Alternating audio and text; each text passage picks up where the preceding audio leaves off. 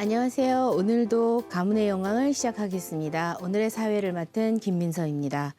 오늘은 전 시간에 이어 김지미 씨 사주풀이를 해보도록 하겠습니다. 자, 오늘도 사주풀이를 해주실 마가 황대근 교수님을 모셨습니다. 안녕하십니까, 황대근입니다. 네, 교수님, 이번 시간에는 김지미 씨의 결혼과 이혼에 대해서 알아볼 텐데요. 김지미 씨는 결혼을 7번 한 엘리자베스 테일러를 따라서 한국의 엘리자베스 테일러라고 하는데 왜 김지미 씨는 여러 번 결혼을 했을까요?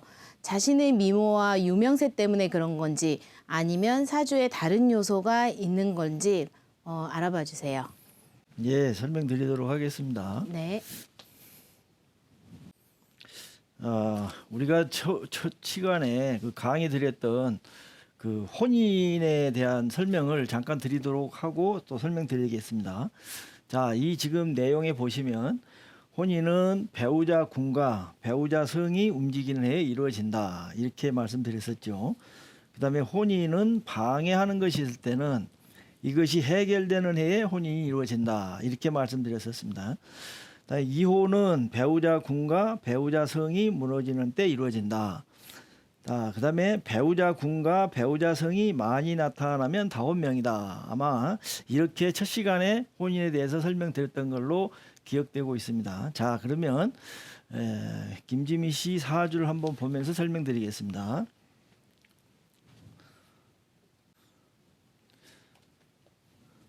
자, 지금 보시면 이제 이게 김지미 씨 사주입니다. 김지미 씨 사주는 보면은 우리가 이제 사주에서 그 여자명의 남편성은 이제 관살과 재를 이제 주로 남편성으로 보죠. 자, 여기서 보면은 경진이 있죠. 경진이 이게 이제 관살인데 이 경진이 일남편, 첫 번째 남편이 되겠습니다. 자, 두 번째는 또 갑신이 있죠. 이 갑신이 두 번째 남자입니다. 남편이 되겠죠. 그 다음에 이제 세 번째는 이 오중에 또 기토 재가 들어 있습니다. 그래서 이제 이 사람 사주에는 이렇게 세 명의 남편이 있는 걸로 지금 이렇게 나와 있어요. 그리고 또 대운에서 또 한 명이 있고 해서 네 명의 남자가 있는 어떤 그런 사주로 볼 수 있습니다. 그래서 이제 김지미 씨가 여러 번 혼인을 한 이유는 뭐 다른 이유보다 이 사람 팔자가 이렇게 관살이 많고 남편성이 많다 보니까 이렇게 여러 번 결혼을 하게 됐습니다. 이해하시겠습니까? 네. 지금 총 4번 결혼하셨다고 했잖아요. 예, 예. 첫 번째 결혼은 어땠나요? 예, 설명드리도록 하겠습니다.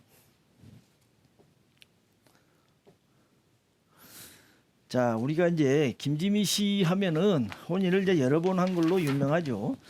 근데 이제 우리가 보시면은 4번을 이제 결혼했다, 이렇게 이야기를 하는데 이제 본인은 나우나와는 사실혼 관계였다고 이제 주장을 해요. 그래서 이제 혼인이 아닌 걸로 이렇게 이야기를 합니다. 어쨌거나 이제 그 2003년에 신동아와 인터뷰를 하시면서 김지미 씨가 4번의 결혼과 이혼을 했는데 나이 많은 남자, 어린 남자, 능력 있는 남자 다 살아봤는데 남자는 별거 아니더라. 남자는 다 어린애 같고 부족하고 불안한 존재다. 그렇지만 함께 자녀를 낳아 길렀던 최무룡이 가장 기억에 남는다. 이렇게 이제 한번 밝히셨습니다. 자, 그러면 이제 김지미 씨의 첫 번째 결혼에 대해서 보도록 하겠습니다. 자, 첫 번째 결혼에 대해 설명드리겠습니다. 1958년 18살 어린 나이에 12살 연상의 노총각인 영화감독 홍성기와 결혼한다. 하지만 홍성기 감독은 계속되는 영화 제작의 실패와 홍성기 감독의 외도로 두 사람은 헤어지게 됐다. 이제 이렇게 돼 있어요. 자, 첫 번째 결혼은 경진대운, 오대운 여기 표시돼 있죠. 오대운 무술년에 첫 번째 결혼을 했습니다. 자, 그러면 이제 아까도 잠깐 설명드렸지만 이 사주에 보면은 연애에 있는 이 경진이 이제 첫 번째 남편이 됩니다. 이제 관살이고 우리가 이제 남편으로 잡을 때는 이 궁하고 관련성이 있어야 됩니다. 남편성이 궁하고 관련이 있어야 된다. 근데 이제 이 팔자는 전 시간에도 설명드렸지만 포국이 있어요. 이렇게 자, 신, 자, 진 이렇게 포국을 해서 남편 성이 남편 궁을 포국을 했기 때문에 이렇게 팔자에 나와 있는 사람들은 전부 다 남편이 다 될 수 있는 그런 사주로 보시면 되겠습니다. 자, 여기 경지는 연에 있어요. 연에 있으면은 빨리 결혼한다. 우리 이렇게 이야기하죠. 그래서 18살에 이제 홍성기 감독하고 결혼을 하게 되는 겁니다.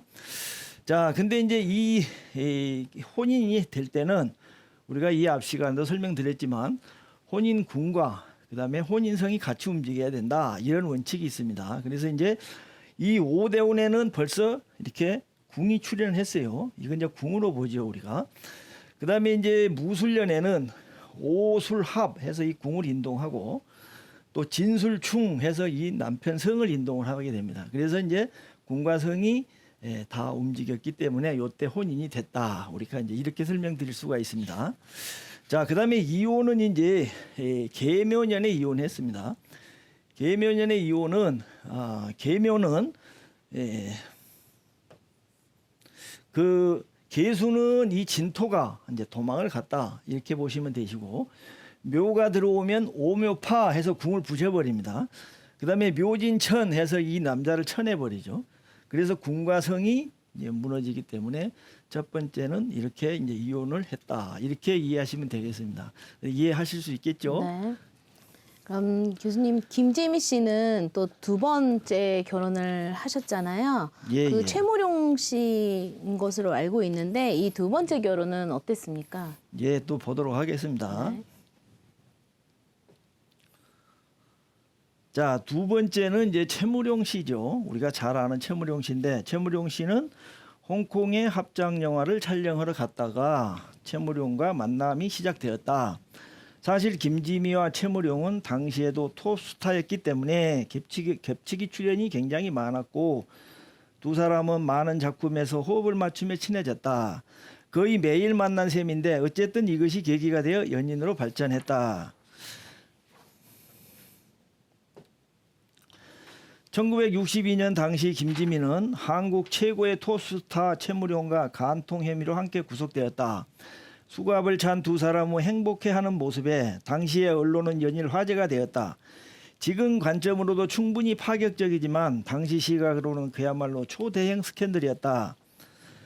1963년 결혼할 때 강효실에 대한 이혼 위자료를 김지미가 지불했다. 그 당시 대한민국 최고 위자료인 400만 원, 위자료 330만 원에 채무 70만 원을 지급했다. 이때 400만 원은 이루 헤아리지 못하는 거액이었다. 이렇게 지금 돼 있습니다. 자, 그러면 이제 우리가 이제 김지미 씨 사주에서 우리가 이제 말하는 최무룡 씨를 한번 볼게요. 여기서는 이제 갑신, 이 갑신이 두 번째 남편입니다. 여기는 첫 번째 남편이고요. 근데 보시면은 이 갑신은 이제 갑목이라는 비견급제 밑에 앉아 있죠. 그래서 이제 이런 경우를 유부남이라고 해요. 그래서 이제 유부남을 만나게 된다. 이렇게 이제 설명드릴 수가 있습니다. 그 만나는 이제 년도는 보면 신사대운이죠. 신사대운 이민년에 만났습니다. 자, 신사대운은 보면은 이 사화는 갑목의 식신이죠. 갑목의 식신상관은 우리가 이제 여자 명에서는 자기 몸으로 볼 수 있어요. 이 대운의 모습이 이 신금은 관, 내 몸 위에 간이 있는 거예요. 그래서 이제 이런 경우는 남자를 만날 수 있다. 이제 대운에서 이렇게 돼 있죠. 그다음에 대운에서 사화가 오면은 사신합을 합니다. 내 몸이 남자랑 합을 한다. 이런 뜻이 되죠. 그래서 이제 이 신사대운에 이 두 번째 남자랑 만나게 되는데 이 사람이 신성일이다. 이런 겁니다. 이민년에는 인이 들어와서 인신충을 하죠. 인신충을 해서 이 남자가 인동이 돼요.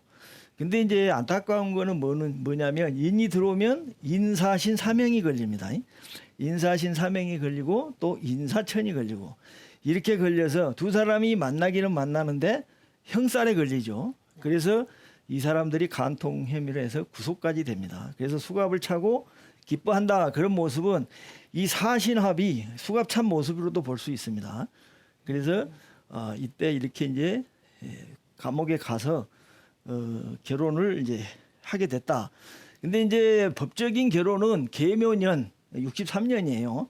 근데 이제 혼인해서 설명할 때는 두 사람이 사실상 만난 거가 나중에 처음에 만나서 이제 합을 하고 뒤에 이렇게 살게 되면은 결혼을 형식적으로 한 게 중요한 게 아니고 처음에 만난 시점을 이제 결혼한 시점으로 본다고 보면은 이민년에 이 사람들은 혼인을 했다. 이렇게 이제 설명을 드릴 수가 있겠습니다. 자, 근데 처음에 이제 이렇게 잘 살았죠. 근데 이제 최무룡은 또 뒤에 이혼을 합니다.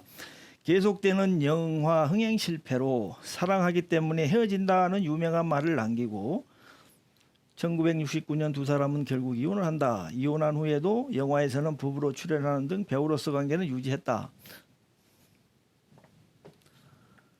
자, 이거는 만남이고. 자, 여기 지금 이제 나와 있죠. 제가 읽은 내용이 바로 요 윗부분입니다. 자, 그다음에 이제 밑에 보시면 두 사람 사이에 혈육으로 딸 밍크가 있다. 딸 밍크 최영숙은 훗날 단국대학교를 졸업한 손정호와 결혼했다. 이렇게 돼 있죠. 자, 최무룡 씨는 보시면 이제 30세 사대운 기유년에 이제 이혼을 했습니다. 네, 이제 여기도 그래요. 최무룡과 이혼할 때도 김지미가 이혼 이자료를 전부 부담했다. 당시 여성 혼자 그 정도 재력을 갖고 있기가 힘든 시대였고 통상적으로 이혼 이자료를 남성이 다 책임지던 시절임을 감안하면 김지미의 재력이 얼마나 컸는지 짐작할 수 있는 부분이다. 30세 사대운 기유년에 이제 이혼했습니다. 자, 사주를 보면서 설명을 드릴게요.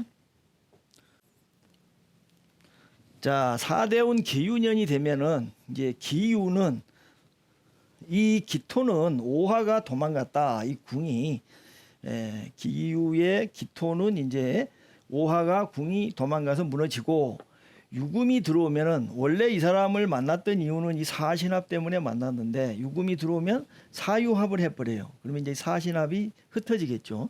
그래서 요때 이혼이 됐다. 이렇게 보시면 될 것 같습니다. 이해하실 수 있겠어요? 네. 뭐 또 질문 사항 있습니까? 여기에 대해서? 이 결혼 말고 다른 걸 해봐도 될까요? 예, 예, 그러십시오. 그러면 이분이 어쨌든 그 재물이 그러면 나간 거잖아요. 예, 예. 재물이 나가고 남자를 어쨌든 관을 얻게 된 건데 예. 그 부분은 어디서 알 수 있나요? 재물이 많이 나가는 건.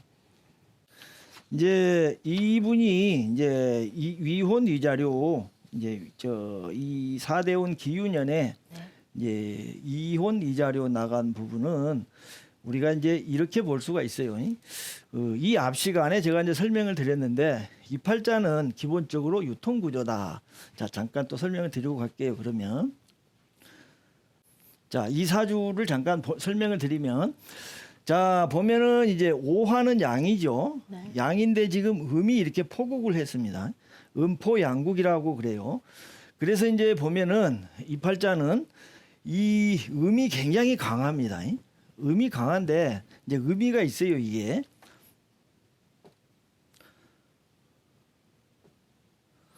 자, 이제 생화 유통 구조라 이 앞에도 설명을 드렸는데 이 팔자가 보면 진토가 신금을 생하고 신금이 또 자수를 생하고 이런 과정이 있어요. 이거를 이제 생화라 그럽니다. 생화, 그다음에 이걸 전화 이렇게도 이야기를 해요. 이 과정이 뭐냐면은 진토가 신금을 생하고 신금이 자수를 생하는 이런 과정이 우리가 눈 뭉치를 이렇게 굴리는 걸로 보시면 됩니다. 돈이 점점점 커진다. 2단계에서 2단계로 가고 2단계에서 2단계로 가면은 굉장히 큰 재가 된다. 이런 거예요. 예를 들자면 이제 부동산 사업을 하는 사람이 재산을 키우기 위해서는 첫 번째 땅을 사겠죠. 그다음에 거기다가 이 땅을 고른 다음에 아파트를 짓겠죠.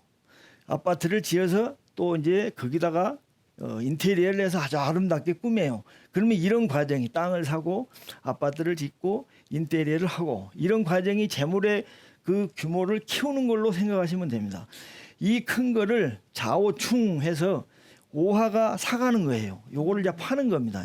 이런 구조를 생화 유통 구조라. 그래서 돈 많은 사람들 사주가 주로 이제 이렇게 돼 있어요. 근데 이제 보시면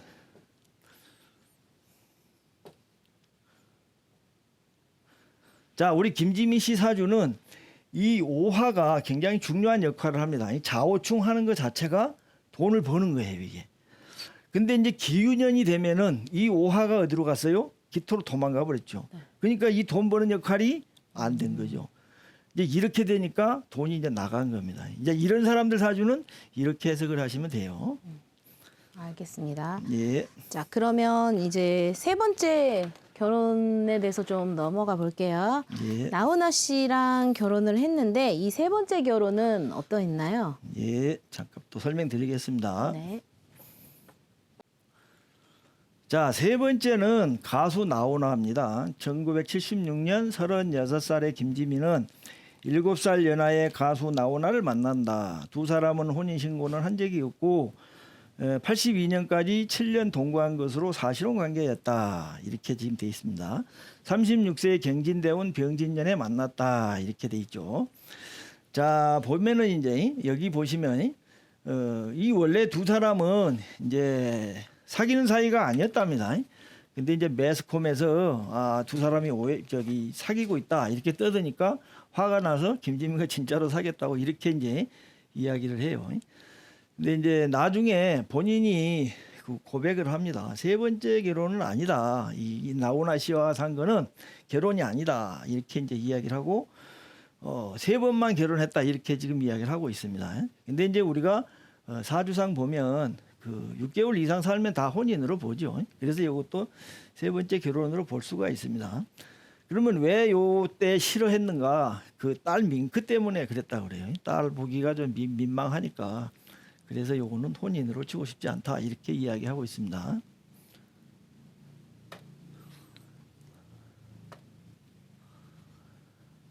자, 그러면 이제 나훈아 씨를 만난 게 보면 이 이제 경진대원에 만났습니다.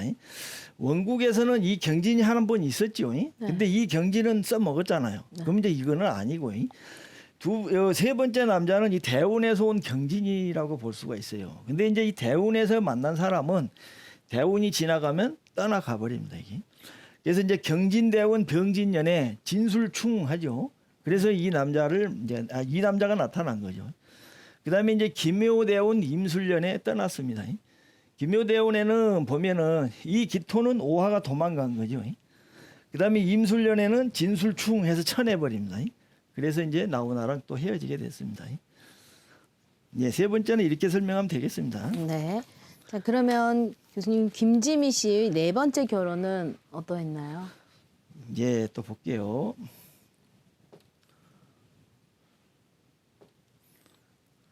자, 네 번째 혼인을 보겠습니다. 네 번째는 이종구 박사죠. 91년 심장질환의 전문의 이종구 박사와 네 번째 결혼을 했다. 이종구 박사와 만나면은 가정적인 여성으로서 변화를 원했지만 나는 마누라가 필요한 사람이지 남편이 필요한 사람이 아니다 라는 말을 훗날 한다. 보스 기질이 있는 자신의 성격에는 주부가 맞지 않는다는 말이다. 결국 결혼 11년 뒤에 이혼했다. 이렇게 돼 있죠. 자, 네 번째 남자는 이제 이 앞에 설명드렸듯이 이 오중에 들어있는 기토, 이 재입니다.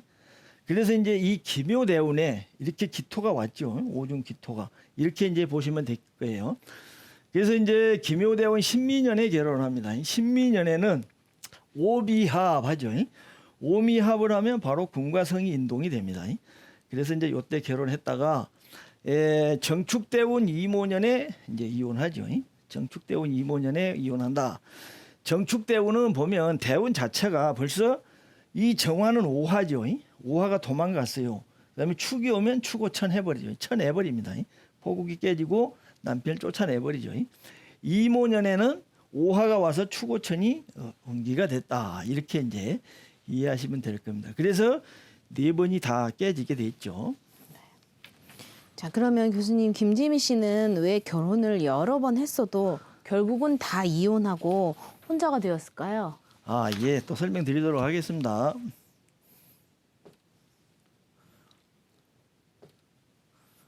자, 지금 이제 요 그림에 보시면 배우자 궁이 무너지면 다혼을 해도 혼인이 다 깨진다. 요것도 이제 우리가 혼인 첫 번째 강의할 때 해드렸었습니다. 이게 이제 김지미 씨 사주는 보시면 아까도 말씀드렸지만 이제 신자진 해서 이 자수가 엄청 힘이 강하죠. 이제 이거 포국을 이루고 있고 이 오화는 이제 자기 궁이죠. 궁인데 좌우충으로 하면은 이 오화가 감당할 수가 없겠죠. 그래서 이제 이게 혼인 본궁인데 혼인 본궁이 깨졌다고 볼 수가 있어요. 이렇게 혼인 본궁이 깨진 사람은 결혼을 아무리 많이 해도 결국은 다 헤어지고 혼자로 남게 됩니다. 예, 이렇게 혼인 본궁이 무너졌기 때문에 김지미 씨도 4번 혼인했지만 4번 다 깨졌다. 이렇게 설명드릴 수가 있겠습니다. 네, 알겠습니다. 그러면은 제가 그냥 질문 하나 드려봐도 될까요, 교수님? 예, 예. 그러니까 저분이 지금 갑목이시잖아요. 예, 예. 근데 옆에 갑 이렇게 하면 우리가 우스개로 굉장히 갑갑한 사주라고 하지 않아요? 그렇죠. 그러면 저분이 성향 자체도 엄청 남성 같은 사실 여성 스타일이잖아요. 그렇죠. 네, 그래서 좀 결혼하면 성격적인 것도 좀 여성스럽지는 않아서 배우자가 들어오면 여기에 좀 살기 힘들 사주일 것 같아요. 예, 그건 맞습니다. 구조 자체가. 아까도 그 4번째 사주에 나왔죠. 네. 자기는 가정주부가 되고 싶어서 결혼했는데 자기는 남편이 필요한 게 아니고 자기를 케어해줄 부인이 필요하다고 한 이야기가 바로 그 이야기가 되겠습니다. 아, 네. 그래서 이 사주는 결혼해도 상당히 어렵죠, 이게. 알겠습니다. 예, 자 그러면 이제 대운에 대해서 잠깐 설명드리도록 하겠는데 이게 시간이 될런지 모르겠습니다. 좀 있는 대로 해보겠습니다. 네. 자, 계묘대운. 이제 계묘대운을 보시면 김지미 씨 본명은 김명자고 1940년 7월 15일 충남 대덕군 북면 석봉리에서 8남매 중 7째로 태어났다. 아버지가 교사를 그만두고 서울에서 큰 사업체를 운영하며 돈을 많이 벌어 매우 부유한 집안이었다. 서울 남산 근처 도심지에 2층짜리 호화로운 적상가옥에 살았고 성악을 전공하는 첫째 딸을 위해서 집에서 그랜드 피아노가 있었으며 김지미가 초등학교 시절 무렵에는 뷰익이라는 미국산 최고급 자가용을 타고 등교했을 만큼 엄청나게 부유한 집안이었다고 한다. 자, 계묘대운 보겠습니다. 여기 계묘대운이죠. 계묘대운을 보면은 여기서 지금 이 계수는 이 자수로 볼 수 있습니다. 신자진 삼합에서 왕한 자수가 이렇게 도망갔죠. 우리는 요걸 바로 유통이다. 이 팔자에 재가 많으면 재를 드러내야 좋다는 겁니다. 사가는 거기 때문에 이 계대운이 좋고 그다음에 미가 오면은 잠이 천해서 또 쳐냅니다. 그래서 이 초년운이 굉장히 좋았다. 우리가 이제 이렇게 설명드릴 수가 있겠죠. 알겠습니다. 오늘은 가문의 영광 김지미 씨 사주풀이를 해봤습니다. 이것으로 가문의 영광을 마치도록 하겠습니다. 다음은 이어서 강효실 씨 사주풀이를 해보도록 하겠습니다. 감사합니다.